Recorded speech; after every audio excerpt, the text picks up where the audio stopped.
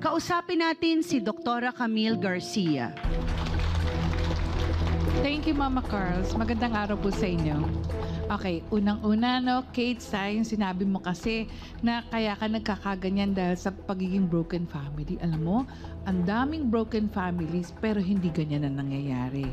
Una, pag nalaman mong ganito, syempre ang unang sasabihin mo, ayokong maging ganyan ng pamilya ko.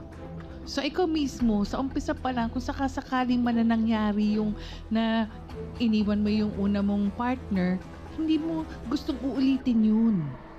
Pangalawa, yung pag-iinom, paano hindi ka madidepress? Araw-araw kang umiinom, lalo kang madidepress. Hindi solusyon ng alak para sabihin mo na maibsan yung nararamdaman mong lungkot. Kaya lalo mong iisipin na nag-iisa ka. Actually, hindi ka nag-iisa kasi kanina mo nilalagak yung mga anak mo sa tiyahin mo. So, may nag-aasikaso sa kanila.